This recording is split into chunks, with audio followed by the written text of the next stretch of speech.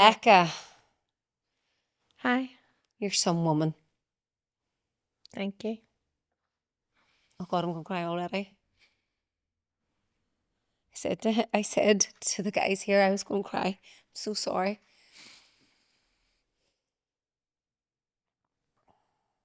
I don't do TikTok. I have podcasts on Instagram Yeah. and I don't post them on TikTok. I'm terrible. And someone sent me something and your story came up. And I never scroll. It was like I was meant to see it. Did you say that? And I was blown away. Blown away by your strength. I mean, absolutely horrified Yeah. by what you've been through. But I was blown away because I've watched a lot of your videos and I've seen that you're still struggling naturally, as Yeah. anyone would, being through what you've been through Yeah. and still trying to process. But you've got this sparkle. I try to keep it alive. I think sometimes there's the saying, fake it till you make it. Sometimes getting up and faking that I'm okay, I have my sparkle, actually helps me kind of change my mood from here to here. And obviously there's days when I can't fake it.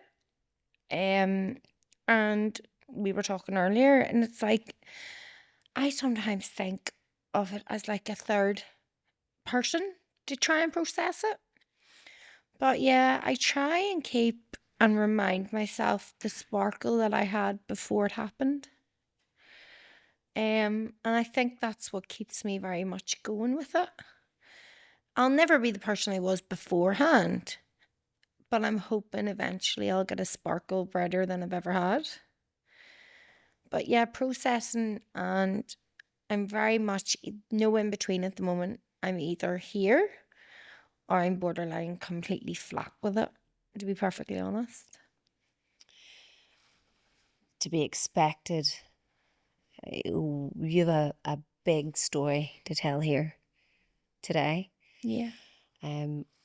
We'll try and move through the stages of how everything led to what happened to you Yeah. and where you are now. But I just want to say, you're some woman. Thank you. I think when people say it, the way I've always kind of been, like any woman, I think it's very good. I think we're all good at giving so much advice and treating people with so much love, so much care, telling each other like how amazing they are. But I think even you saying that, and like I know you mean it, I very much am like flat about it, that way, which I am working It's on. very hard for you to internalize it. Yes, very much so. Because for so long, you can't go through anything like that, any type of trauma, and especially by like a man. I know women do it too, but for so long, I was so wore down. I was told that's all I was worth. I was told that's all I kind of deserved. And as that goes on, your kind of bar of yourself goes lower and lower and lower. So taking it internally is very, very hard for me to even grasp that. Naturally. A lot of women are that way. Oh, very and much they so. haven't had any trauma. Yeah. So I think all women that makes do total have that. sense. Yeah. And I think all women kind of have that, of, oh my goodness, look at her. She's absolutely stunning. By the way, you're beautiful inside out. And I mean, I genuinely mean that. But I think women have this thing, and think, especially with social media these days, of comparing themselves to one else or to someone else. And it's so sad. Yeah. It's heartbreaking. It is. Very because much we so. are enough. Mm-hmm. We are enough. Look, what's the alternative? There is none. Why can we just not be enough? Mm-hmm. And I think that's a big thing too, because I think when you get to the stage, somebody said to me, when you start to realize your worth, your standards go up. And no, my standards really, really have went up. But I think all women struggle with that, even the most stunning women in the world who have everything. Well, I'm an aesthetics practitioner, and you would be surprised about the amount of beautiful young women, like they could be models, Mm-hmm. and their self-esteem, Is all time low. yeah, it's shocking. I think, will we ever be happy Well, with because I've ourselves? seen it Mm-hmm. for so long, practicing for 17 years Yeah. all around me, and I have felt it. Oh, don't get me wrong, I've had tummy tuck after number 4, and I have felt it myself, but because I see it and I see how crippling it is for others, Yeah. I'm hard on myself to make sure that I know you're enough. Yeah. And I think that's a really good way to be. But I still feel it, but I have to tell myself it. And I would say, one of the lucky ones Yeah. compared to what you've been through. But never, and I get that. Like, I'm being honest, sitting here, I'll never ever say why me, because I would not wish this on my worst enemy. And saying why me is nearly like putting it on someone else, like, well, why me? It could have been, I would never say that, because I have literally been at the point where I thought the only way taking away the pain was completely taking my life. But what actually saved me from doing that, you're not just taking it away, you're transferring it onto family. So I took my life, I'm transferring that pain on to my mum and dad, my brother, my sister-in-law, my aunt. Um, and that's something that I'm working really hard on. That kind of, for a long time there, the only reason I wanted to be here was for my parents. Like, I didn't want to be here for myself. I wanted to be here for them so they didn't feel the pain. And I think, you know, anybody who goes through any type of abuse, but at the start I never thought it was abuse. And I was in it before it even That's the grasped thing. it. We've had a lot of chats, Yeah. and I think that you need to tell people who you were before any of this happened to you, Yeah. because you had a whole life before it, right? Mm-hmm. Do you want to tell Yeah, people a well, little bit about yourself, basically, what you're like as a little girl? I'm 32 now, but when I was a little girl, I never quite felt like, I was always a really, really good kid. Always, Even if you if do say so Oh, I yourself. do. I do. I even do say that to myself. I always, don't get me wrong, I always push things to the limit. Like, I had to be in for a certain time. I would have come in half an hour past it or 1 minute to it. At home, you Oh, mean? Oh, curfews. 100%. Yeah, like curfews, anything like that. Out of me and my brother, I was just call myself the black sheep, because like he's such a good kid. Thankfully, he never went down the road of drugs or anything like that. He's And you only had seen, one sibling. yeah, just me and my brother. But he seen me screw up and he thought, shit, I'm not doing this. This isn't for me. She's done it enough for Oh us both. gosh. But in primary school, I never kind of felt, looking back now, I never felt I fitted in. Really.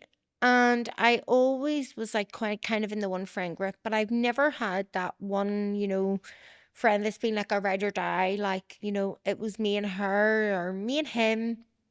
And I always kind of craved that, even if it was a bad situation, I would have Connection. rather been in a bad situation than be completely isolated on my own. Was never very content in my own company. But before it, I would have, if everybody used to say, I would have walked into a room. I have the dirtiest laugh. Like, a very, very dark sense of humor, but I had, and still do, have the biggest heart of gold. I would have went above and beyond for anyone. Don't be wrong. I was a child. I made mistakes like anybody else. Got into fights with other kids, not physically, but bickers. I think everybody, let kids be kids. But I had a really, really blessed, life. Taking holidays every year, had a mom and dad that were more than supportive and give us everything we wanted, but we were also very grounded in you want something, you work for it. It's not just going to be handed to you. Grew up in a beautiful home, went to really good schools, had a brilliant education, stuff like that. And probably from a young age, I never really had my first boyfriend until I was around about 17, really. Um, and always felt in my group of friends that like I was always a heavier girl. So primary school and really going into secondary school, it was an absolute disaster for me. I hated it. Started self-harming quite early because actually I'm looking now, I didn't know this was a form of self-harm, but I went really bulimic for a while. And I didn't think, at that time big girls could be bulimic because, you're not skinny, so why would you be bulimic? But I always craved to be someone else and never was happy with really who I was as a person. Always wanted to be someone else, look a certain way, dress a certain way, rather than kind of being me and just the right people would come to me. But school was quite bad with the bullying severely, especially from boys in the school growing up. And I don't say kids will be kids, but some kids are really, really horrible. What kind of bullying did you experience? Just very, very badly about my weight, was also given like the nickname of being the fat one or the ugly one in the group. Rebecca's okay to have a laugh with, but you wouldn't go out with her because look at her. So I think that's why I always kind of craved the wrong types of men. Now, I'm not saying my first relationship, he was a really, really good guy, but you It know, was just maybe anyone who would give you any e- signs a of affection. 100% any type of affection I would have took. And I always felt because I didn't have the looks or I didn't have the body. And I do kind of process this better now because obviously which led to happen to me. I think if I had the one thing that men wanted, which was sex, then I felt in a way that was me being accepted. And I think a lot of women can kind of relate to that. Um, but yeah, very much so. I just wanted to be loved by someone. It didn't matter who, what, or why. I just wanted that type of affection and that love to kind of feel it. So, brilliant childhood, hitting adolescence, fat shaming, bullying, targeting your sense of self. Mm-hmm. Your confidence just plummeted. Your sense Completely. of self-worth, your self-esteem plummeted. Yeah. And so you said you didn't date until you were then 17. No, I never ever dated until I was 17. Before I got into my first real long term relationship, I was 16, coming 17, and I was quite late losing, my virginity. I'm very open to that. But on my first relationship, I was 16 and he was 24. And And at the how did start, that come about?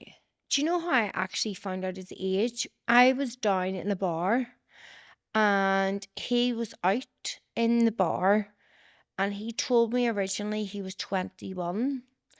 And I was like, oh my God, I'm 16, 21-year-old wants to bother with me, which You I thought think, this was great. You thought oh, this was the bee's knees. thought, oh my God, someone's looking at me. So I went to meet him the very next day, didn't live too far from me, and he drove.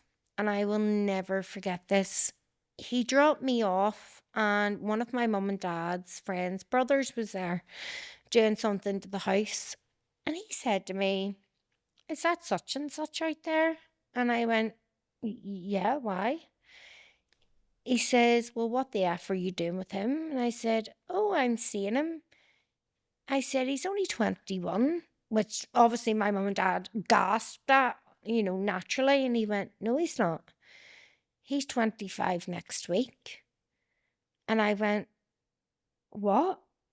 And actually, after that, I texted him straight away and I nearly felt sick to the pit of my stomach, like sick, because I was very, I was very naive. I did not have one bit of street sense about me whatsoever. Um, where, a lot of other kids probably would have had a lot more street sense than me, but I was very, very naive. Even though I was very sensible and had my wits about me to a certain extent, when it came to things like that, again, wanting love and not kind of having it, where other girls have boyfriends at my age and stuff like that. But I texted him and I basically said I didn't want really anything to do with him. He had lied about his age. And I think I was coming 17 the next May. And I ended up getting back together with him a few weeks after that and was with him So for how about, long wait, so you met him out in the bar, he yeah. showed you attention, hmm and then the next day I went over to meet him. meet him at Um, his place, yeah, or well, actually, he met me because my house and his house were probably about a half an hour walk away. but So, did you just meet up? Was yeah, it just a walk? just met up, went for a Or walk. No, actually, we went to his house where his mum and his sister were. And, like, I always think to myself is it now, not a bit weird his mum and sister didn't question why th- he brought a young girl yeah, back? and this is what I look back at now. Her as a mother, like, there's no way she did not see how young I was. I think there was some problems there mentally, but even at that, they weren't stupid, they weren't silly, they could clearly see. And I walked in and he said, "By the way, I live with my mum and sister." Walked in, told me to wait at the front door and was like, "Wait here, I'll go and close the living room door so you don't have to go and see them and I'll bring you upstairs." When we went upstairs and he put a film on. Now, he didn't try anything that night, but even looking back now, what the hell did a 24-year-old want with a 16-year-old? And he knew what age I was because it was actually my friend's 17th birthday we were out for. So he knew very clear, asked me that. That's one thing I'd never done was lie about my age. And when he said he was 21, I thought, well, once he hears I'm 16, he's not going to want anything to do with me anyway. But was very, very, "No, take my number." Actually asked me to come back to his house for a party that night. And there wasn't a chance, like, in hell. Like, even if I went out when I was 16, but I was never a big drinker, never took drugs, loved going out every Saturday night. Like, I remember my big thing was always my parents. Like, I loved getting dressed, doing my makeup, doing my hair, and like always had that spark about me. And so the next day when I met him and we went to his, I went home and he actually, I think, picked me up and was taking me to the cinema on the Tuesday night that my mum's and dad's friend seen him outside the house because he worked with them in Sky at the time. And he said to me, he's 24. I texted him, tried to break it off with him. He was like, he's lying. I'm definitely not 24. And I thought, right, okay. And I remember, like, even now, I would ask somebody to see their ID if somebody, like, that sounds really stupid, but No, but do you know what I you mean? just wanted that attention. Yeah, like, I just wanted that attention. And to be perfectly honest, he was a first class asshole. And I've told him that to his face anyway, years later. Um, but he was a womanizer. And, like, I don't know how because he was so disrespectful, but I knew, like, I was with him for about, I would say, 8 months. Really? I was with him for about, I actually could have been just under a year. He, I thought he had broke my heart at the time, thought I would never get over it, but he was constantly texting other women, meeting other women So this is your first introduction to to a what it's relationship. like to open your heart out Yeah. to another person, to be in a romantic, sounds anything but romantic Mm-hmm. relationship. So at this point, I suppose anything better Than would be nothing. nicer. Yeah, and like I remember even like my friends, they didn't really say anything about me going out with Somebody that age. somebody that Do you know age. what? The whole time you're sitting saying that, I'm sitting thinking, Mm-hmm. when I was 16, I was working in, do you remember Tyler's, the shoe shop? Yes, I do. And the manager was 18, but then he wasn't. He was 20.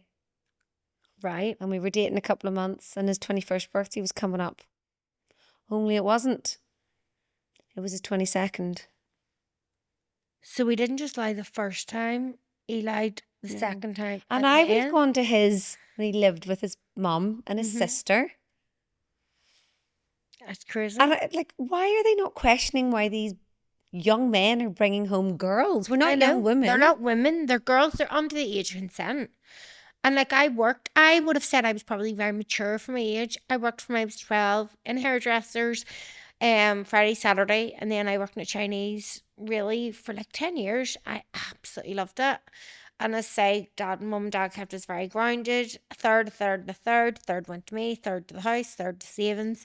So I always felt like I was older for my age. And even at that, I struggled, as say, getting on with younger groups of girls. I would have always gone on with like women that was older than me, like who I worked with. And I loved that because I just felt like they got me so much more. I've always gone on with men better than women because I think women can be very, clicky. They can be. I think you get it anywhere.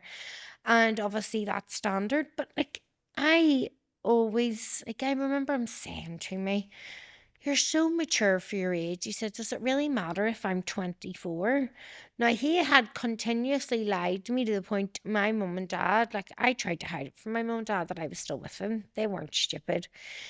But I don't really think, like, at that stage, I was just so glad to have a partner. So Yeah. glad that I could watch TV with somebody, go home to, or like when I finished working the Chinese, I used to love bringing up my free, that sounds so stupid, bringing up my free meal at night, that Oh, way and stuff like that.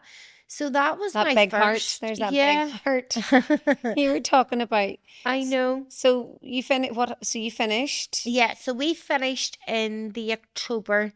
He broke up with me, just dropped me home one night after the cinema. And I remember my mum and dad thought somebody was breaking into the house. I threw the front door open, fell to my knees, and was like crying out for my mum. I was absolutely shattered, like I He just, what did was. he just say? That it was Just over? said that he didn't feel that I was doing what he wanted to for him anymore. Now, bear in mind, he had Crohn's disease, so he did, and he had to get like a colostomy bag, and he was in hospital, I would say, for about good 6 months out of our relationship on and off. And I used to get the bus up to him every morning at 10 o'clock and go and sit with him right through till 4 o'clock every day before I started work. Every single day. And come up and sit at his bedside. Like, God love me, he was really sick, but he didn't need to be a prick, Yeah. that way. And he just dropped me home one night, randomly said that was it, we were done. And I threw the door open, and my mum was like, what's wrong? What's wrong? I was like, no, I can't go to work in the morning. He's broke up with me. And my mum was like, you'll live, just get up. Like, I didn't eat or anything. But then it's like the world has Yeah, ended. 100%. Like I that thought, feeling in your heart, like it's broken. It's literally. heartbreak, like my last relationship, I nearly felt like my most recent one, I was withdrawn from them, like sick, anxiety. Nobody could look at me without I was crying. And I think it is like that. You like feel like it's grief, even though the person's still alive, but you're grieving that person that you were with. Yeah. or So the person you I, thought they were, yeah, a hundred what and they ten used to bring percent. to the table into your Yeah. life. But they never really brought it to the table. It was a show. Yeah. Yeah. So the idea of it. Very, very much so. They sell you an idea and Yeah. then it's gone within a matter of time. Okay, so that's your first experience. Hmm. Then you went on to have a long-term relationship after that, isn't that right? Yeah, I my dad actually got a job in a place up in Murray, and it was so weird. He was working with this young guy. My dad was so fond of him, and like he was a really, really good man. Like, and it was December, and they were going out for the Christmas do, and he just randomly texted me and was like, "Hey, work with your dad. How are you?" And he was actually ginger as well. I don't know. I used to have a thing Oh, was your first for my one first one was redhead? ginger as well. And but he was okay because this one he supported Liverpool. So my dad was like, "Well, let him away with ginger hair. You know, he supports Liverpool. He's okay." And he said, "Do you want to come and meet up before we go out for the night out?" I was like, "Yeah, yeah, okay, no problem." And I went up and I met him on the Sunday, and we went for a drink. And I didn't leave his side for 6 years. That was it. Oh, I fell head over heels. I would say he was my first true love. Like, genuinely, I loved him with every fiber of my being. And I ended up moving up to Lisburn. I always worked full time. I don't want to say where I worked just in case anything, but I worked full time. Had a house, had a car. We lived with his mum for a while, and then we got our own place. And there was a bit of addiction on his side. He liked to drink, but had a really, really good heart. And about 8 months into it, I found out there was something just weird, like very much hiding his phone, going online. And he's at work one day, and I was like, something's telling me to look on his computer. And I was never like that. And my first relationship, he was like that. So was kind of telling signs. And I think this was around about the April or May time because it was coming up to my birthday. And I went on his computer and I nearly died. He was an online relationship, had been talking to this girl for about 6 months.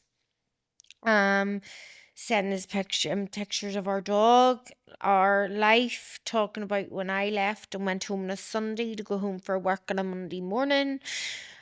Oh my God, I will never forget the pain, like ever. And I think it hurt more with him because he did treat me well. Like, we went out for dinner, we were planning a future together. And I remember him saying, "Well, it's not really cheating. I didn't physically do anything."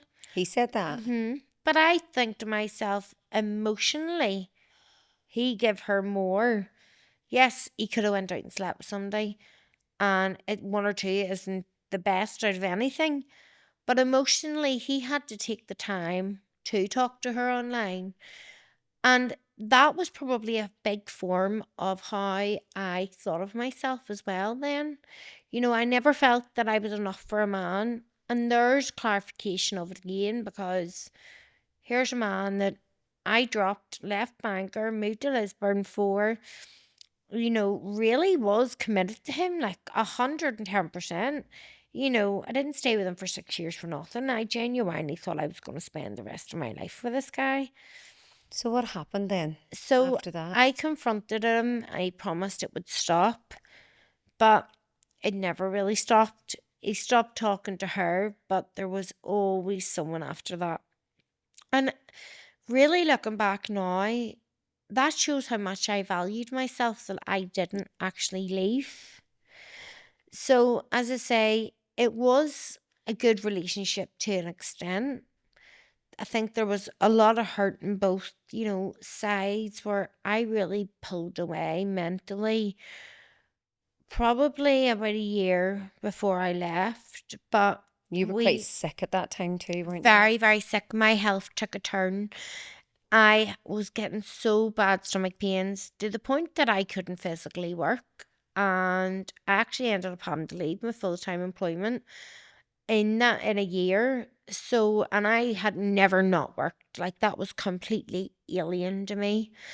But it turned out that I had like an ulcerated colitis. I had a 13 centimeter ulcer in the base of my stomach. They Mm. couldn't heal it whatsoever. And between April and August, in the April I was size 22. By the August I had went down to a size 8. And I kept telling the doctors, listen, there's something not right here. I used to walk about with a hot water bottle strapped to my tummy and one to my back. A size 22 to size 8. 8 But in what, 4 months? 4 months I had dropped, and my mum was away in Canada, and she came home, and I went down to see her, and she said, Rebecca, you've lost a stone and a half in about 3 weeks. I was so ill. So I went and got blood work done, and they phoned up me back within 2 hours and said, is your mum there? And I kept knowing I was going to pass out. Like, I was blacking out and everything. But they didn't know that at that time. Who's And they? Your my mum and parents? dad, Yeah. they knew I was sick, but I never kind of said, I think when you say you're sick, I'm getting this kind of vibe of you don't like your parents to worry. no, no, I don't. And my mum, my dad would be very much, he's calm. He'll panic if he has to, but he would kind of keep the calmness around us, where my mum is the panicker, The very much worrier. like me. Yeah, I think a lot of mums are like that. So I ended up being rushed to A&E. He said, you need to either get her an ambulance or leave what you're doing right now and get her to the Ulster. And when I went up, my hemoglobin was sitting at like 4.1, and women should be between 12 and 15. Yes. My iron levels, so I had to have 6 emergency blood transfusions, and my blood still wasn't moving, and 4 emergency iron transfusions. And the ulcers I had between 30 and 40 when they done the camera between the top of my esophagus to the bottom. That was getting worse because when I was being sick, like when I was eating, I was vomiting straight away. Actually, people probably thought I was bulimic again because every time I ate, I was straight into the toilet. And when I went into the hospital, they said, your daughter could very easily go into cardiac arrest. She is really, really not well. And it took them to get that under control a good year. But at that year, the 6 year relationship that I was in, I couldn't take what he was doing anymore with other women. And we really started the relationship really broke down. So when did it finally end? It finally ended in, I would say, the April 21, because my granda had only died in the January in the midst of my illness. So the stress of being in a relationship that deep down somewhere Mm-hmm. you knew you didn't deserve to be in, but for some reason, Yeah. the last relationship, the bullying at school, you were still staying in Oh, very, because very the much thought of so. not having that love or being in that relationship was Couldn't probably cope. worse than being in a relationship where A he was hundred doing percent. this. And then your grandfather, My granda died in the January. He was diagnosed with an illness called amyloidosis about 18 months before that. And they give you about 6 to 12 months, but he lasted nearly 2 years. But my granda was the only man I never would have been cheeky to. Like, very much you so loving. respected him. Oh, the respect I had for him. Wasn't a So that choice. must have hit you hard then in the It midst of did. the illness as well The then. day he died, I'd only got out of hospital after a 2 month stay. Really? 2 months? And I was in on and off. I think I was in for 4 weeks, in home for two, and back in another game for two. So it was, a good 2 months. So I got a call, was told to come to the hospital. Mum said, listen, you need to get down. You need to get down here fast. So when I walked in, my mum had told him when I was on my way down, Arthur, just keep your eyes open. And when I went in, I held his hand and told him I was there, and he closed his eyes and he never woke up again. But I had He only the waited for loan. you. Oh, I do believe that, yeah. And the influence my grandparents always had on me, like, if you look up to anybody in the world, it would be them. And see, Why as was my that? parents, I think because they always showed so much love. They were so respected in the community. Like my nanny and my papa both were called the king and the queen of Silverstream and Bahangor. You know, he had a big garden at the back. Just the people they are. I always stem that if you can't be anybody else, be yourself. And always treat people how you want to be treated. And manners cost nothing. Always say please and thank you. And that's something that was instilled from me from a child. And once he kind of died, then obviously the relationship broke down in the April Relationship with your with my boyfriend number two, 6 boy number years. 2 of Yeah. 6 years. And within a matter of weeks, I met a guy called Rebound. And So you had a rebound, mm-hmm, right? had a So at rebound. this point, you've gone through the breakup, Mm-hmm. and with everything he put you through, Yeah. your grandfather passed away, Mm-hmm. and the illness. Mm-hmm. And at this point, you're a size 8 Yeah. and still quite ill, Still very ill, but but getting better. getting better, yes, coming Okay. out of that. But And how did you meet this guy? I met him through boyfriend number 2. Okay. So you've met Rebound, Mm-hmm. boyfriend number 3, through boyfriend number 2, quite quickly after. Yeah, and like he wasn't his friend or anything like that, because Just, that I would never have done that. But he was in the kind of the yeah, you same just knew him circle, through just that. knew him Yeah. through that. And now, bearing in mind, up to this point, I had never touched a drug in my life, was never a drinker, had pretty much a life that, looking back now, Well, imagine with your ulcerative colitis and all your yeah. problems, you couldn't Oh, I drink couldn't have. alcohol. I couldn't drink at all. That's one thing, because it would have made the ulcer worse. And to be honest with you, I never really enjoyed, you know, the feeling of being drunk.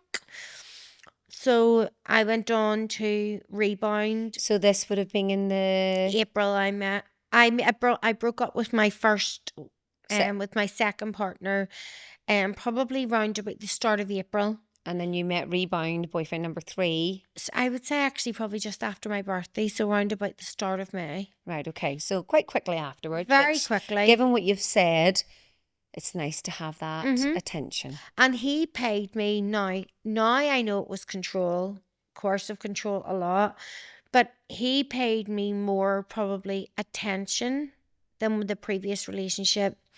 You know, jealousy. I thought that, oh my goodness, like he's You jealous. like I, that. I did like That it, made you feel yeah. special. It did make me feel special, and I enjoyed the kind And you of didn't see thrill that of there was it. a warning sign with that. No, because, you know, my partner before that never lifted his hand and was never physically abusive like that, you know. Yes, there would have it was definitely mental because he was talking to other women. I do think that's a form of mental abuse, definitely. Oh, yeah. Because it just takes everything from you. But I met Rebound, and that is when my life took an absolute. I, I don't even have the words for how quickly my life turned. He's the one that introduced you. He introduced me. He was a drug dealer. He was also a drug addict. And again, that world was completely alien to me. I was a fish out of water. Like, I was, I thought that I was streetwise. I thought that I knew everything. My God, I knew nothing about that life. So, in that kind of group, going on to meet, How long had you been dating him before he introduced you I would to the say guy who, about 4 weeks. about 4 weeks Mm-hmm. before he introduced you to the guy who turned your world I met upside him down? in the July. I met Rebound in the May. I met um You can say his Oliver. name. Oh, I can say his name. Oliver McCormick, the guy who I've just won the case against for human trafficking. I met him in the July, and I'll never ever forget. Obviously, there's a lot of times within some things are blurred, but I'll never forget. Rebound turned around and said to me, can you try and get money for me? Because I owe a lot of money out. And if I don't pay it, they've said you have to sleep with them Or, or they would rape me. but they said that he said to you, Mm-hmm. rebound, you told me he said to you, and because he knew you loved him, Mm-hmm. he said, I owe a lot of money out, and if I don't pay it, I'm going to get. Shot. That was his words to me. Now he had previously been. Mm-hmm. So we had, and How through, old were you? I was 21. No, 22, sorry. I was 22 A in the May. 22-year-old girl who'd been through all of that. You're incredibly vulnerable. You can see that now. Oh my goodness. Like, I was so vulnerable, but people like that know it. I, at the start, I'm being honest, and I think if anybody says, this, would be lines, I think some girls, when they get with a bad guy, there's a thrill aspect of it, the not danger, because it wasn't danger at the start before I met Oliver, but it was the thrill of being with somebody who maybe had been in prison. I had never been around that, that was completely alien to me. And I was completely out of my depths with it. So he basically said that he didn't want to get shot, that if I didn't have the money, and I remember lifting money out of my savings that day, and I said to him, listen, I have this money. I said, I don't know how much you owe, but I think I gave him like £350, something like that. Or it could have been 250.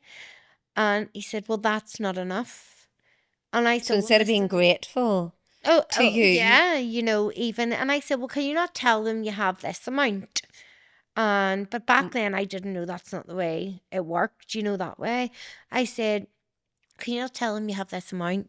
I said, and just say that, that I'll have it for them in the next few days. I had it there, but I wasn't just gonna hand it out. And part of me, looking back now, probably wondered to myself, like, is he exaggerating here? Because I had never been around that. Like, a lot of things would have sounded far fetched. Like, I'm not gonna sit here and say it wouldn't. So I'll never forget the first time meeting Oliver. There was always also a girl. so this is his friend he owed money He owed to, money to his and supplier. his supplier. Mm-hmm. And if he didn't pay him, he was going to have rebound boyfriend number three shot. Yeah, very And much so. boyfriend number three said that you had to sleep with him. How did And we get to that part? so basically, he just came out and said it to me. And I went, what? I said, like, now bearing in mind, Raybound was only the third person I had ever slept with in my life. I was, well, suppose I was still young, I was 22, but sex very much was always a thing to me. Like, that's sacred. That's something between you and another person. One, looking back, I probably couldn't understand why he would have, one, been okay with me sleeping with another man while I was with him. And two, like, what the hell am I going to do here? So nothing kind of really was said until Oliver came to the house. To Rebound's Rebound. house, and you were there? I was there and they walked in, and I will never ever forget what he said. He turned around and he said, did you tell her? And Rebound turned around and said, what do you mean, did I tell her? He said, I told her. He says, like, if you don't have the money or all the money, he says she either sleeps with us or we'll rape her. Oliver said that. Mm-hmm.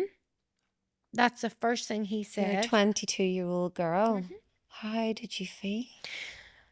I just remember thinking to myself, well, if I say no, one, I was taken back. Two, part of me was thinking, do they really mean this? Or are they trying to scare me? Because I had never experienced anything like that. But looking back now, the people that I was sitting with, like, I really didn't see the picture then. I wouldn't dream of ever putting myself in that situation now, but hindsight's a real wonderful thing. Do you know what I You mean? didn't do anything wrong. And never in my life did I think I would be in a situation like that, ever. And it was okay for a couple of hours after that. Nothing was really said after that. And they said, come on, we'll go and have a drink. And looking back now, I never actually remember Rebound handing him any money. Like, Even though you gave him even that though I give him 200 the or money, 350 pounds of your and I was savings probably having to keep more alertive about my situation because of then what was said. because of what was said. So I really wasn't thinking, I'm sure many people are wondering, why did you not ask to leave? well, put it this You way. probably, because you've Yeah. said he had been violent, rebound Oh, he boyfriend was number three very being violent violent. with you, so you were afraid. It was to the point, and I understand that people will go, well, why didn't you ask to leave? One, there was no way they were letting me walk out of that house after they had just threatened to rape me. And two, I don't think I actually seen the big picture here. And I just remember straight away, obviously, that I have more knowledge of it now, fight or flight, right? I either do this or what are they going to do? So I calmed down a bit because nothing really had been said for a couple of hours. They were sitting taking drugs. But one thing else I found really weird about Oliver, I'd never seen Oliver take a drug in my life. Like in all the years, never seen him take a drug in my life. He was all good at giving it out. But did you say they were taking drugs? Did you Yes, say so then? Rebound, he would have taken drugs. Yeah. And where he lived, a lot of people within the building would have took drugs.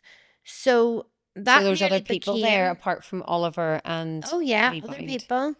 Oliver So had there was another other man people with him. there, nothing else was being said, and you kind of almost decided to ignore it, Yeah, hoping it was because just a joke. it wasn't like they done it straight away or anything like that. Once they said it, they sat down on the sofa, they were talking, the whole subject changed.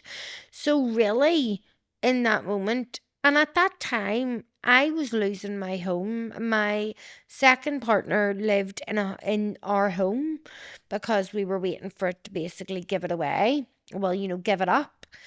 And the last person I wanted to run to was the partner that had completely shattered me with doing what he was doing, for him to turn around and say, well, I told you so, or you would need. Do you understand? And Yeah, there's a lot of other things going on in there your was a mind. lot of other factors into this. And probably at that time, I thought, well, if I leave, what do I have? Being honest. So the first time, as I say, it is quite a blur, but I remember we went out and got into his car. And like looking back now, being aware of situations, but I was thirsty as hell and I said, can we stop at the shop there? I get a drink. And I think we were actually going to have a drink that night, to be honest. But I was like, no, I just want a bottle of Coke. And Oliver turned around and says, oh, I have one here. And he said, he handed me it, and I'll never forget. I said, have you opened this? Because the seal's broke. Now, I know a lot of people would hear that and go, the seal's broke, like you've said it.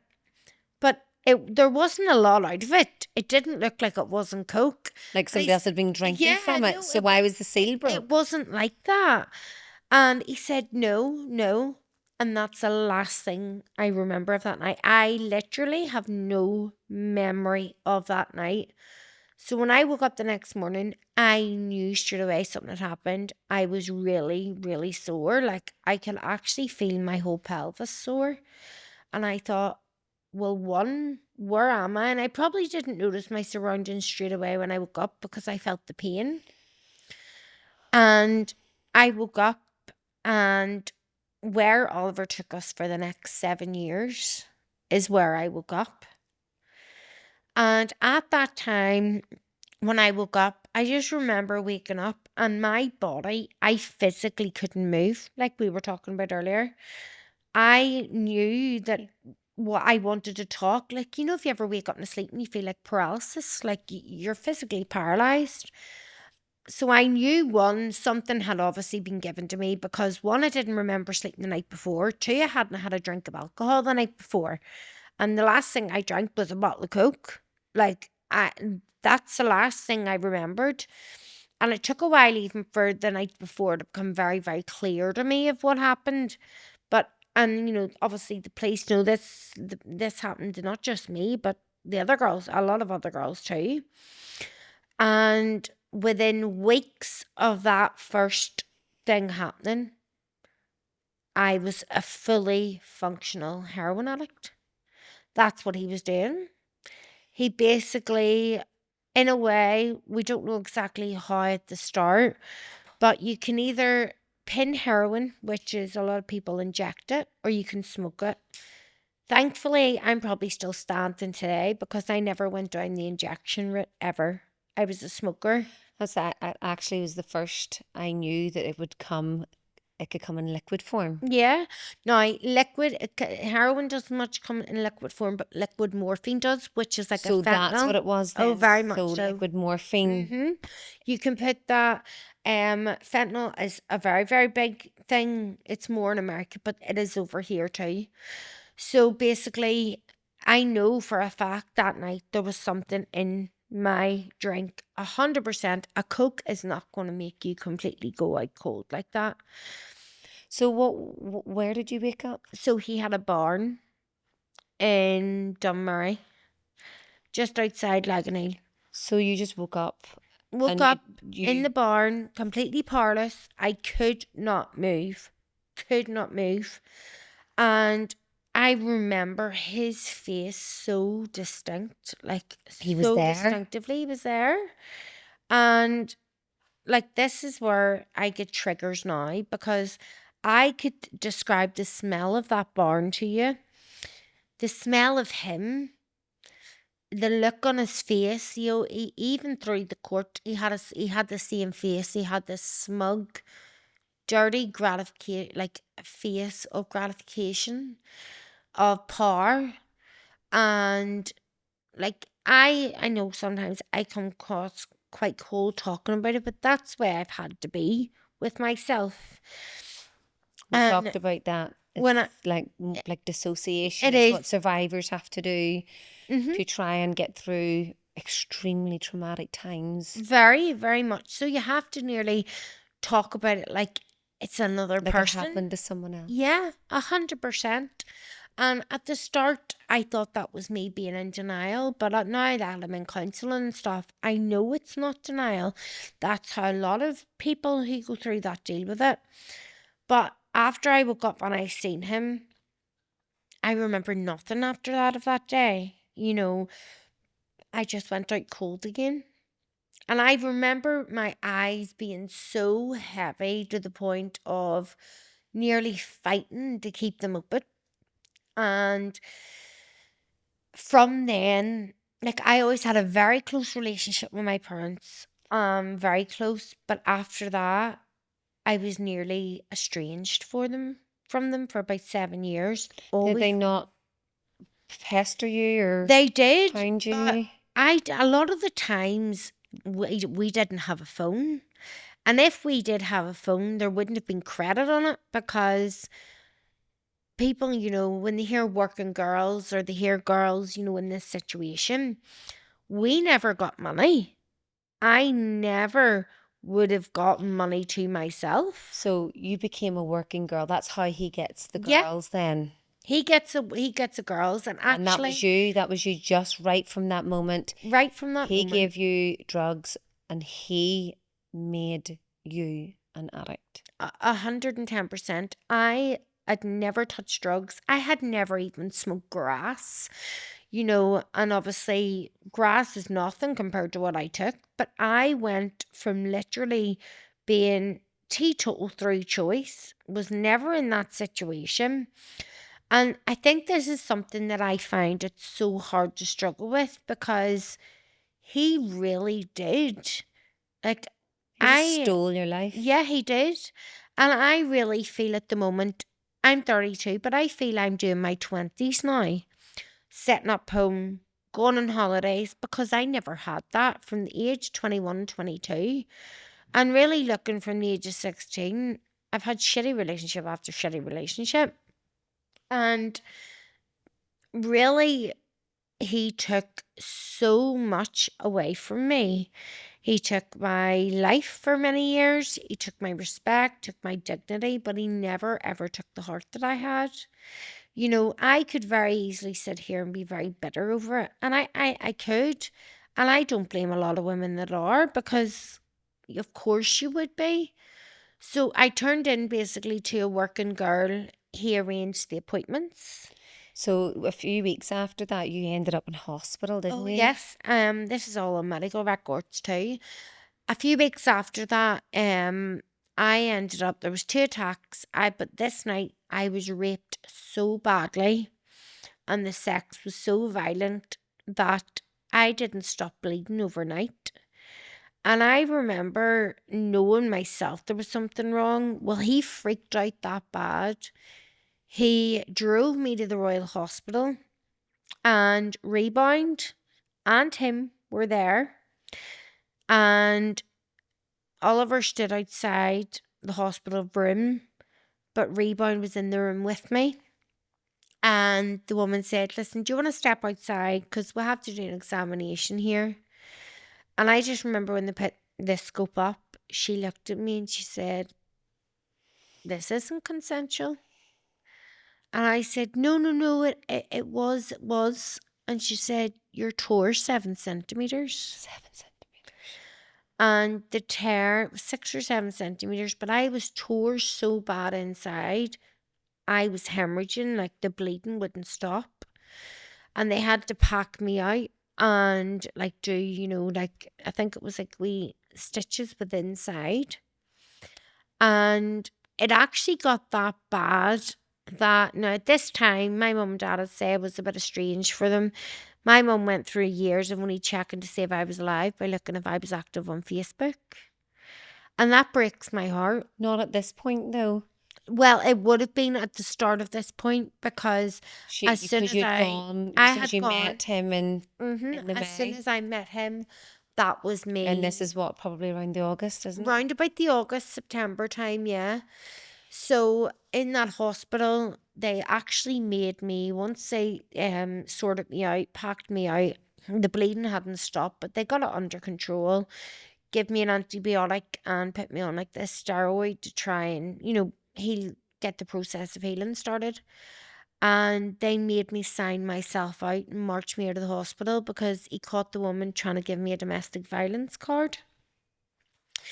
And my mum, I had missed calls from her on my phone, but I didn't have a smartphone at that time because he set up this website and it was to advertise sexual services.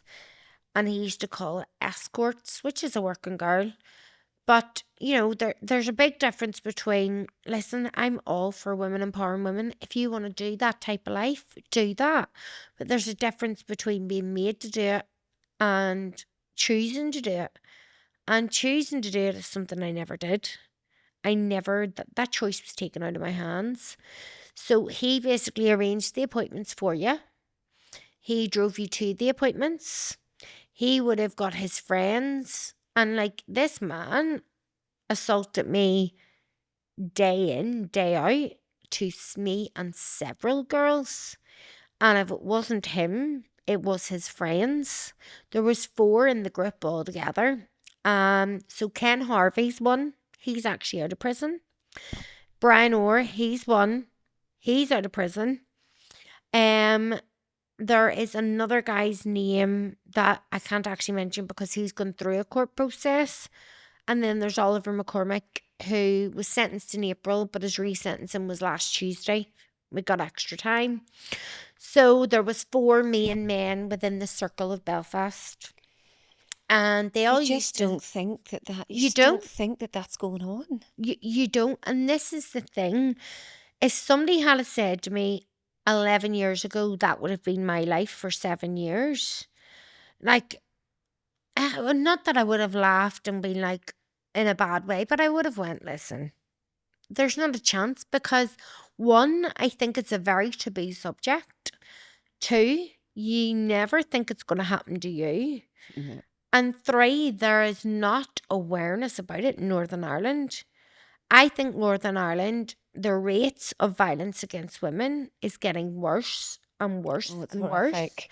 And these And the men, consequences do not match no, they don't. the Because my crime. attitude is, it's a life sentence for myself. Why shouldn't it be for him? He's 72 and his age didn't come into it when he was putting us in the back of a car and driving us to appointments. And if like I am being honest, and this is what I want people to understand, this is grooming. If we did not sleep with him or other men, he had us that hook that we didn't get our drugs.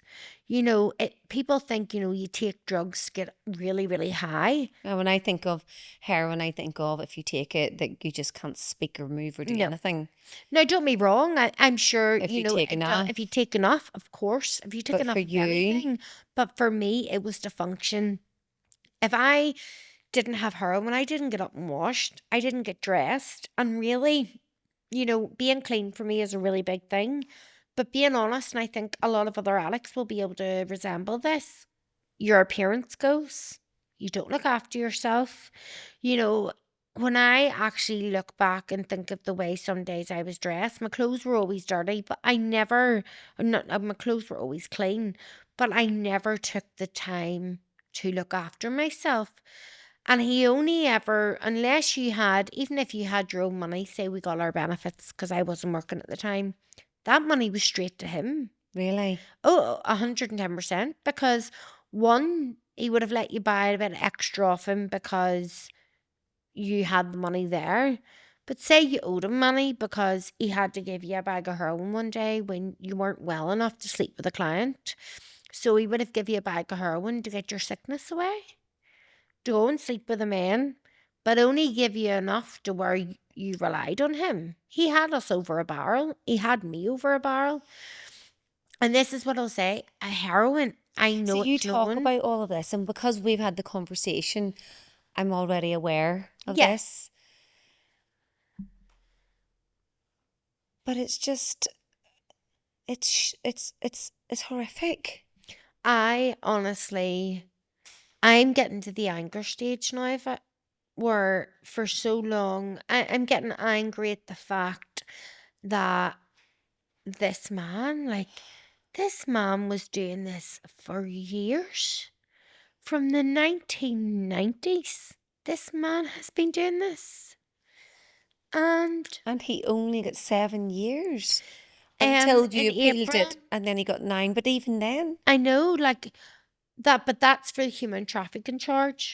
so you talk about being hooked. You couldn't function Mm-hmm. without these drugs now that he drugged you with Yeah. and got you addicted to. This Yeah. is now your new norm, your new life. You become desensitized to doing whatever this man does. But it wasn't just the drugs. Why you had to keep turning up even if you didn't want to. You were afraid, weren't you? Oh my goodness. The fear that he instilled, there was, when I do look back, like he Because you really did did say no try. a lot of the times. You told me you tried to stop. You tried to Oh, I get tried to get clean. clean Yeah. so many times and I could not kick it. I didn't want it enough for myself because one, it was there at the disposable. It It's too was, yeah, it easy. was too easy to get. But even when you did try, what did he So when I do? did try to get clean, he would have found out where you were. He still had a contact to be able to get in contact with you, ring you. Hi, Rebecca, I've got new stuff in. You want to try it? It's cracker. Now, if you say that to any addict who's trying to get clean, you nearly feel you're missing out on something. You're always chasing that better hit because after a while, it doesn't affect you the same as what it did. You're always chasing that first high. And there was a time actually, I was still kind of seeing rebound at this stage. Like, rebound broke my jaw, fractured my cheekbone. I couldn't eat solids Why for was 6 this? weeks. Why? So he thought that I had actually, this is wild, he thought I had stole drugs off him. And turned out he found out it wasn't me. This was after the fact. But I couldn't eat solids for 6 weeks. Broke my jaw, him and another girl, fractured my cheekbone. And these people think that this is okay. they thought, this was normality to them. Did you report him? Oh yeah, I did. Freaking right I did. I went to the police. Actually, the police, somebody had actually phoned them because he was threatening my family too. And I was walking through Lisburn, and the police were familiar with me because of who I was with. I'd never been in trouble with them, never had run ins with the police. They wanted to know how I really fell into that circle. And after, even though he knew it wasn't me had took them, I was the easy one to blame. And believe me, and this is one thing I'll say, there's a lot of things I got blamed for in my addiction that genuinely I couldn't have done. Like there was no way, and I'll explain why. But my whole face, I remember the policeman phoning my mum. He actually phoned my mum behind my back and said, "You need to come and get her. She has been really, really badly beaten up." But before I could leave the station, I phoned Oliver. One, I was sick of heroin. Two, he lived in the town very near Lisburn. He was about a 3-minute drive from it and would have always been in the town. But he knew about me being attacked before I had even spoke to him on the phone. So these type of people used to boast about beatings they give, and stuff like that. And at the end of the day, I'll never say their name because I have moved on from that stage in my life. And I may sit here and talk about it, but I do have a lot of fear. Like, there's no point in me saying that. I'm okay talking about it now because things like this do have to be normalized, to talk about. To talk about it, It's yeah. not normal that it happens, but it has to be normalized that this is happening. And I find talking very healing about it. I've Yeah, you've always been said an that. oversharer, but I have learned now to only share with the people that I feel comfortable sharing with. I think it's very easy from an outsider looking in, and I can understand when an outsider looking in will go, "Oh my God, this is crazy. Like, why did she even fall into the grip?" But one thing I will always say, you never know what's going to turn up at your own front door. And it could be anybody, as we were saying. It could have very I easily was been talking, someone yeah, I else. said to you, I was talking with a friend, Mm-hmm. and she was also raised in foster care. And I was telling her a little bit about your story. And she said, you know, that very easily could have been us Mm-hmm. because we were, we didn't know each other in foster care. She lives in England. But when we were young, we were vulnerable. Mm-hmm. And it was very easy to fall in with the wrong crowd. Yeah. And I went down a path that led me getting into trouble with the police but I didn't actually do anything wrong. The other kids had stole, Yeah. but I was guilty by association. 100%. And the police had said to me, "You're different. Mm-hmm. Why are you doing this?" And I was a little bit of a goody two shoes, but was Oh, going through a so was tough I. time, come out of my foster home and thought I was, Billy Big Balls and had a bit of an attitude. Yeah. But that frightened the life out of me. Mm-hmm. And I think if that hadn't happened, I wonder what Yeah, other path exactly. my life could have gone down. Yeah. But it did frighten me, and I did stay away from the crowd, and I made better choices. Mm-hmm. 100%. But But sometimes, like I remember after that beating, just the one thing, and this sounds really horrendous, but the one thing I wanted more after that beating had happened was the drug that was going to make me feel better. And I am not ashamed to ever say I use drugs because in that period of my life, I don't know if I would have made it through not using them because heroin numbs you. It eats you from the inside out, your core, and it makes you nearly emotionless. I remember lying there some nights, and people may think this is very forward, me saying this, but you know, if it wasn't one, there could have been him and a couple of his friends having a go at you. And I'm being completely honest. And I said this in my interview last week, but I remember lying there and going, take yourself anywhere but here. Imagine yourself out of this situation. Just if I showed fight, they enjoyed to hurt you more. But if I lay and I took it, then I got through it. And a lot of me and a lot of the other victims, like, we're very close. And we have all said that is what we had to do to get through it.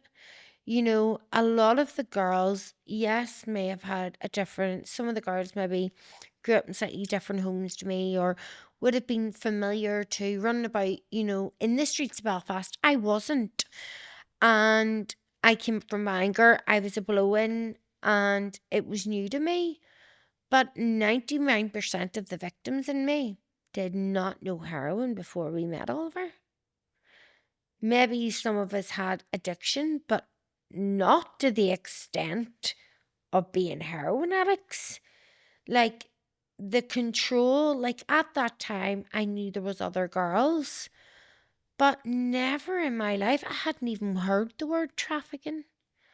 I thought, I didn't think it was At this abuse. point, you thought this was your choice because you were doing it to get the drugs, Yeah, that he 110%. done this on purpose, Yeah, and he knowing did. that's what would happen. And he knew. It became a normality. I used to get up. I used to go and meet him, get my drugs. He would have said, "What time's your appointments? Remember, you have to see him, or remember, you have to do this." Would have went and done my appointments. Would have went back. He would have given me a certain amount. Would have went and done more appointments. That was every day for 7 years. Every day. And sometimes I really struggle and get angry at myself, because I am going to sit here and say this. I do feel I let myself down, Why? because You I have feel I should survived. have protected myself so much more. How?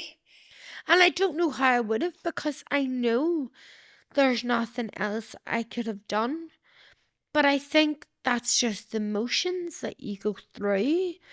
You know, it's like, my body to me now is so sacred. Like, the relationship I've just got out of, it was fucking, excuse my language, it, he killed me like no one else. This is your last boyfriend, Mm-hmm. number 4.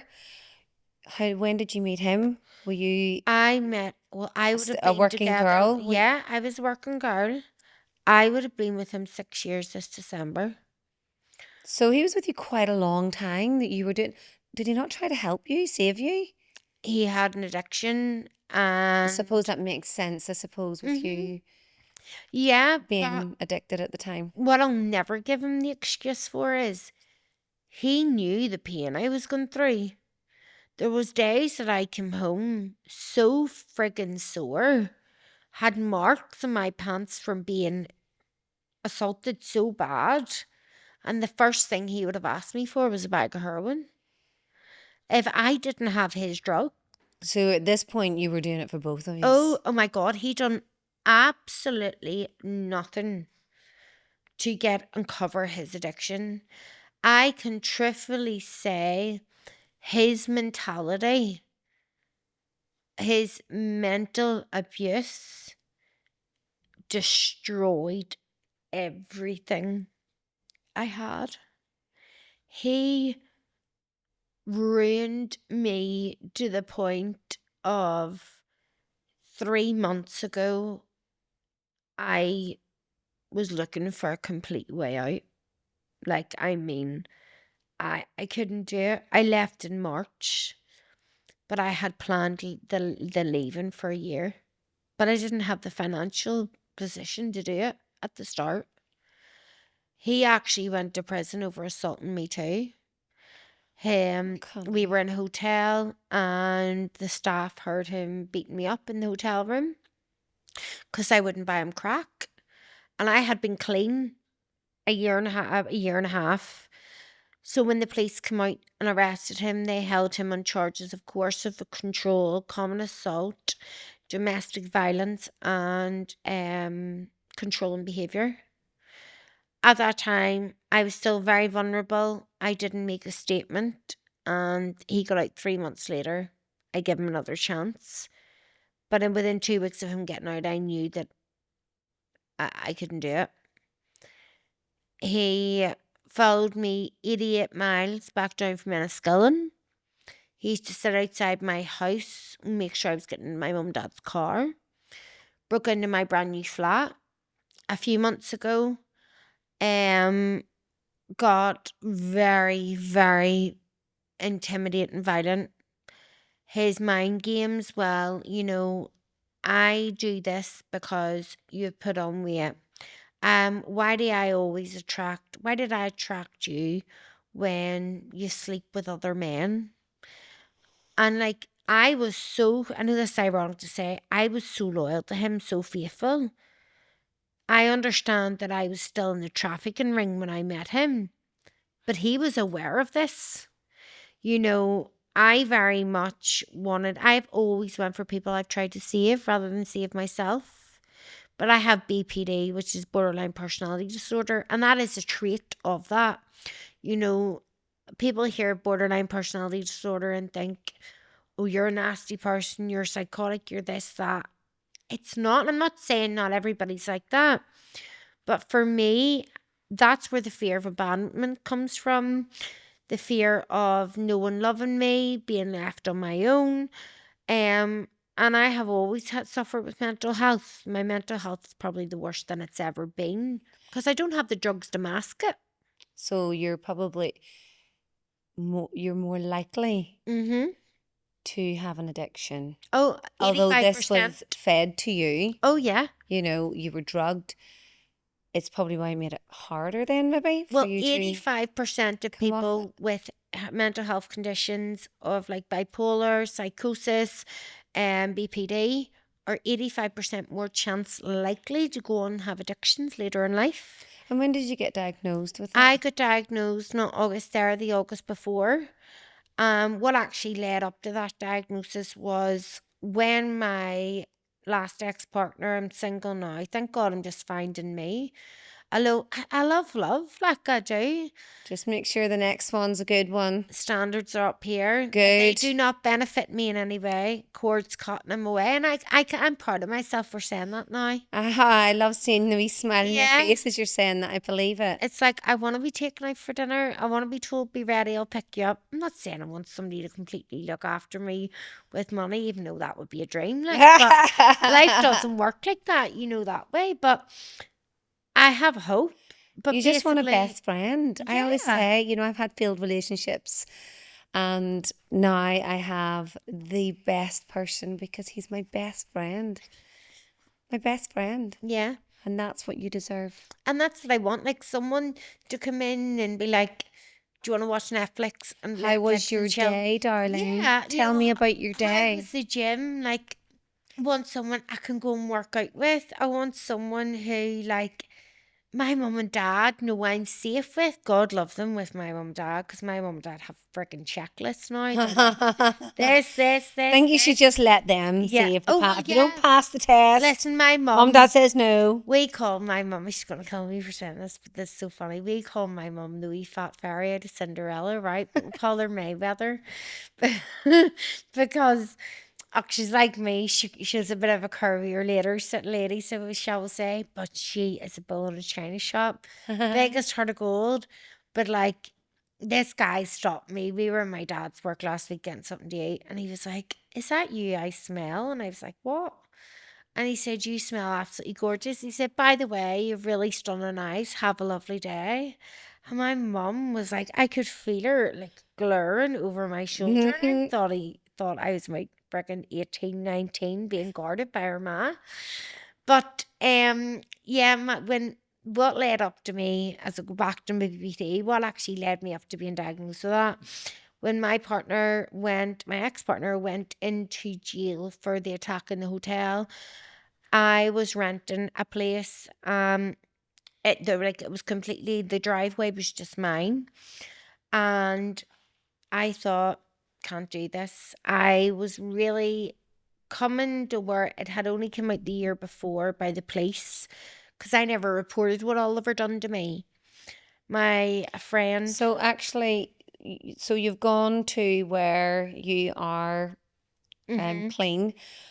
Can we go back to how you got away from Oliver? well, basically, he was arrested for drug charges in April 2020, was caught £22,000 of heroin coming up from Dublin.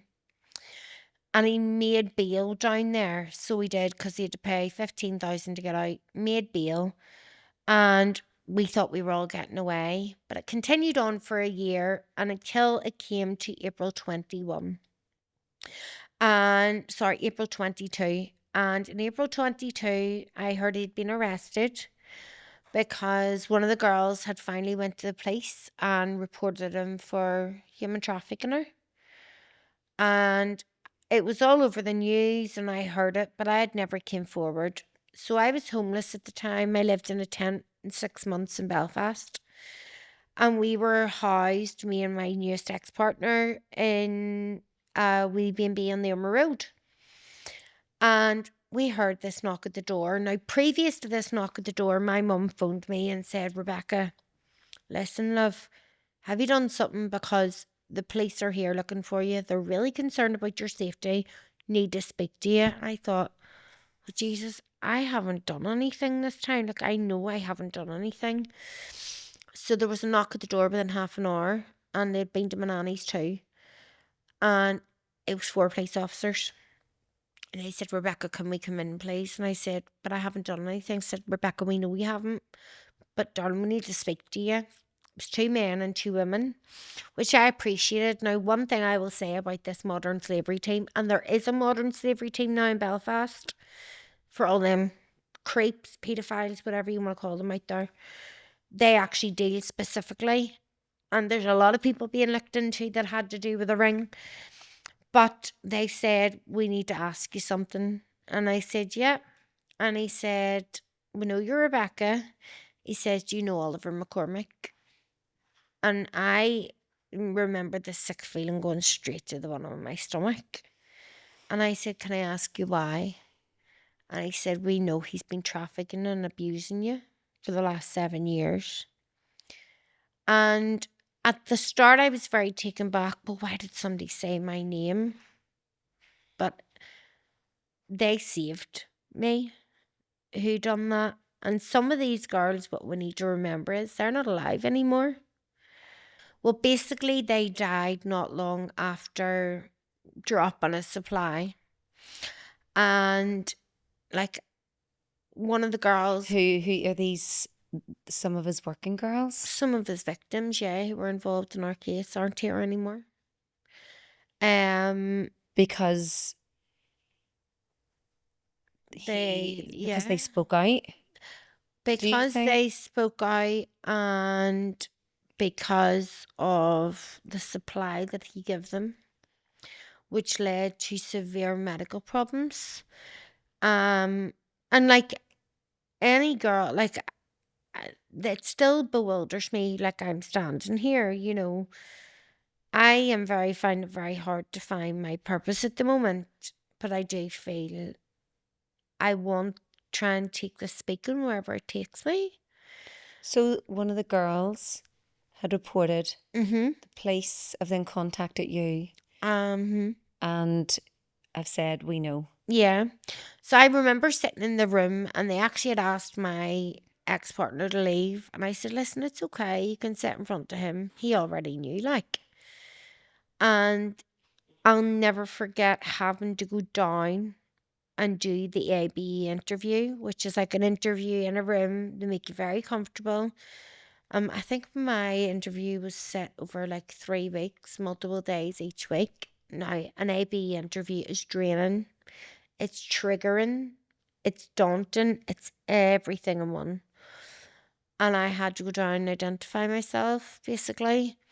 He had Identify yourself. basically well, one, when they seized his phones and anything that he had at the property, they were able to see us coming and going from the house, seeing what happened to us. Had all his messages on his phone, pictures on his phone, videos on his phone, and like there was no way I could have turned around and said, listen, even if I didn't want to make a statement, they had enough, you know, To to charge go him. on. But I thought to myself, if I don't speak up and this carries on, who else are we going to lose? And my biggest fear of speaking up, and this is what I want to get across as well, because I understand this, the fear that is instilled in me, like I know people say I'm brave speaking out, but I don't want to get mistaken for like not being scared, because it does scare me. But this man has already done everything he has to me. What else can he do?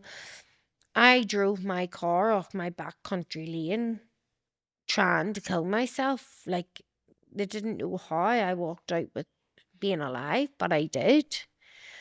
And I had really lost so much hope for so long. I actually got a wee tattoo when I was away on holiday there with hope, with like an infinity feather.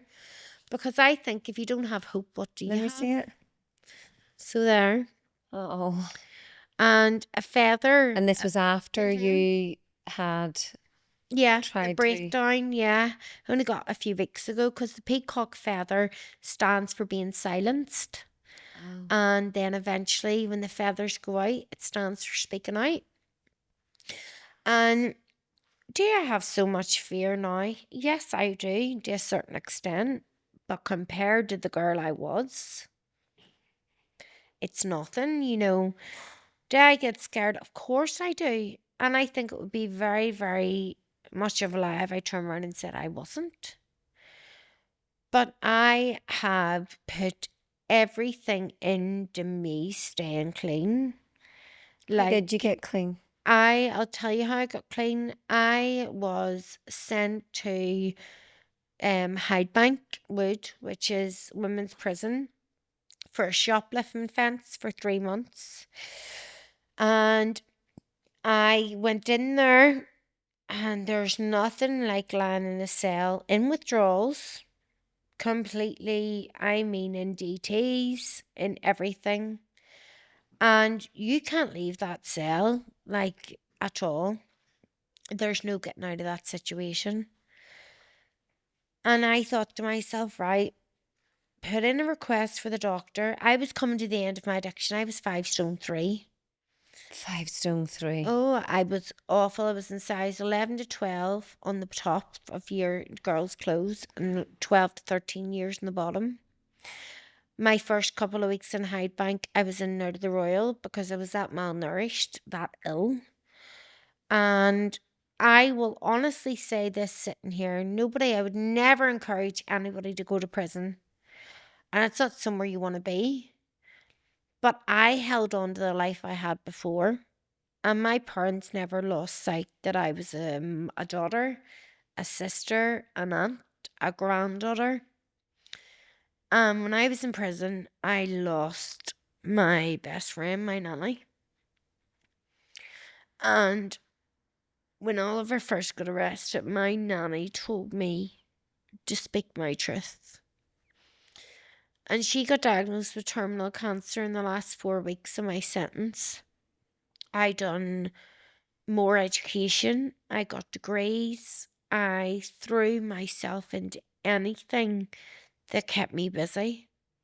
Went to work in the prison, and because obviously you have like wee jobs and stuff. And do not get me wrong, because the wing I was on was rough, because for my protection, how vulnerable I was, they put me on a wing that I was surrounded with other women that maybe had done the same as what Oliver done to me. And people hear, oh, you're on a vulnerable wing and think you're the same. Anybody who knew me knew that wasn't the case. And not all people on wings are that like that. But it was very, very hard being around people who had maybe raped somebody when you had been raped yourself. Oh my God. And I think a lot of girls feel that when they're in Hyde Bank, and boys, that way. But So you'd gone to Hyde Bank mhm, after he had been yeah, arrested the police and had to they come and knew see me what in he Hyde had Bank. put you through. Yeah. So I'm I told assuming your someone charge was for shoplifting was before he was arrested 2 years before he was arrested. and they still sent you to They still jail. sent me to prison. And I actually told somebody that I'll not Did they not say. think you'd been through enough? Well, I actually made an authority member aware of what happened to me, and my mum and dad were told to take me home and was watching too much Netflix. And within 4 weeks of that happening, he was arrested 4 weeks previous to that. Now, regardless of what she thought about what I was saying, that person should have looked into that with the Was this authority the that she authority? had. But what I will So you say, told her at the time you were being charged or mhm, sentenced that for the I, shoplifting that this had happened to you. This was what was happening to you yeah, before he was arrested. mhm, And she told you to go home and stop watching Netflix documentaries. yeah, she said that. Now, I wasn't the only one who She reported this didn't to look her. into it. She Didn't look didn't. into it at all. She just thought you were a drug addict telling lies to get Yeah, out of trying to something. get out of something. Now, it turns out 2 other girls told that person the exact same story. And obviously, we weren't aware at the time. It And makes me feel sick. but then that was before you actually then had to go to jail. So then he was arrested. So they knew you weren't telling Oh, they lies. knew I wasn't So telling why lies. then did they not? I think looking back, that judge said to me, you're a fish out of water. She said, and if I can take you away from the situation you're in hindsight, that saved me. Yeah, because you said Yeah, you got clean in Hyde it did, Bank. because I went on a methadone plan when I was in Hyde Bank.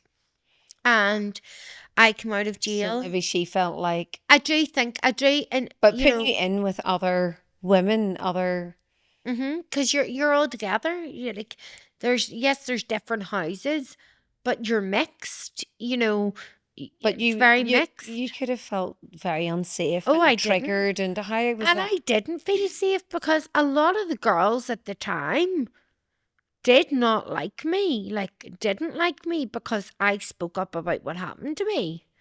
And I never fitted in with a crowd. I was very, very quiet. Big, big You wouldn't want characters. to fit Nearly in, the no, sounds of it. no. And I didn't. And I'm okay with that now in the sense that people who matter don't mind. The people who mind don't matter.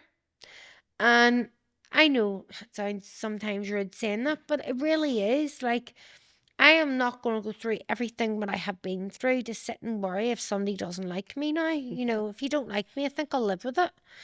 I like that saying. And then, Every time like, someone doesn't like me, I check my bank balance to see if it made a difference. well, yeah, flip. I wish my bank balance made a difference when the amount of people doesn't like me. But yeah, it is in a sense. But I walked out. The jail gave me compassionate leave. I went home, spent time with my nanny, and my nanny's words to me were, "I just want you to be sorted and always speak your truth." I come out of jail. I can honestly say, hand on my heart, this is one thing I am proud of myself for. I have never looked back. Like, I just kept progressing. I weaned myself off methadone and I'm now on a different medication. So I'm completely opiate free. Well I done, have darling. came up leaps and bounds. Mentally, I'm not great, but I have so much hope now. And I'll never be the girl I was before it happened. Nobody ever could be. But my aim is to be the best version that I can be. And I know sitting here today, there's a thing called redemption, not for people like Oliver, but I feel for us girls, women who have been through what they've been through, you know, there has to be hope, because if, as I said earlier, if you don't have hope, what do you have?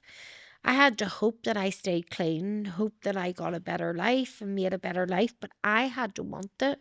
You said to me earlier you've been working really hard on yourself and Yeah. you've become quite spiritual. Very spiritual. I feel my nanny has me more than anyone.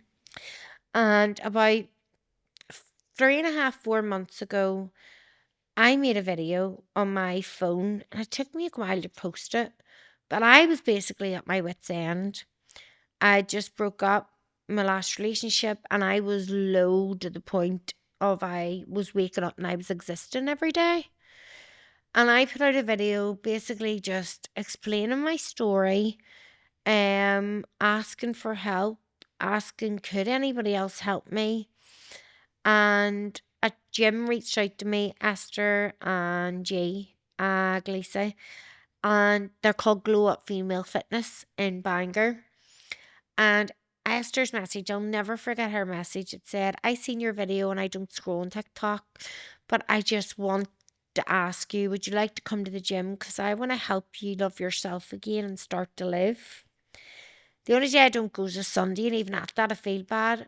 But spiritually, emotionally, physically, it's not just about losing weight. I am getting stronger. I am learning my worth. I'm learning self respect. I am getting aligned with who I want to be. That gym, not just for me, but for other women, is women empowering women. I walk in there and my head is completely gone in that moment. You know, I'm really learning to channel and I'm progressing so, so much. And I love it. And I think, That's such a nice thing for those girls to do. do you know what? I am being completely honest. If they didn't reach out to me 3, 4 months ago, I wouldn't have made the court case. I said to myself that day when I put the video out, if nobody can tell me how to help myself, you're ending it tonight. And I'm being honest. And I prayed to my nanny. Some people would say this is weird, but I said to my nanny, if you know that's something that can help me, send me in the right path. And obviously, it didn't happen straight away, but within a few days, they reached out to me. The love that I received on TikTok, like, I think you meet some of the best people in life online. Really? And I honestly do feel that that has helped me so, so much. Like, honestly, I can't explain, but they done that out of the goodness of their heart. They've never asked me for anything in return, only than bettering myself. And And you deserve that. do you You know deserve what? that. I finally now know I do. You do. And like, why shouldn't I get the same chances, maybe other people have in life? Just your past doesn't define you. Listen, I'm not going to sit here and tell girls that they listen to this that one day you're going to wake up and it's going to click. One day you're going to wake up and the pain's going to go away, because it doesn't. But you just learn to deal with it in different ways. So I seen on Instagram once the psychologist saying that, great grief or trauma Mm-hmm. will start off like a big black hole Mm-hmm. and it's all consuming. It's all that's there. But as you keep living life, you'll have more experiences and think of like then a nice yellow band around the black hole. And then an orange, Yeah. and then a red, and a green, and a blue, and a purple, and so on. And so the black hole never goes, But more color comes in. but more color comes in. I like that. And I think you just have to keep living life. It's yours, Yeah. it's not anyone else's. Mm-hmm. Start living it how you want it. Mm-hmm. Make sure that all your decisions are depicting what do I really want? Well, what do we really want? We just want to be happy, just content. We don't Yeah. ask for a lot, really, right? But do your decisions have the decisions when you go to bed? Did the decisions I make today serve myself, my happiness? Yeah. I think really for me now, I want to find love, yes.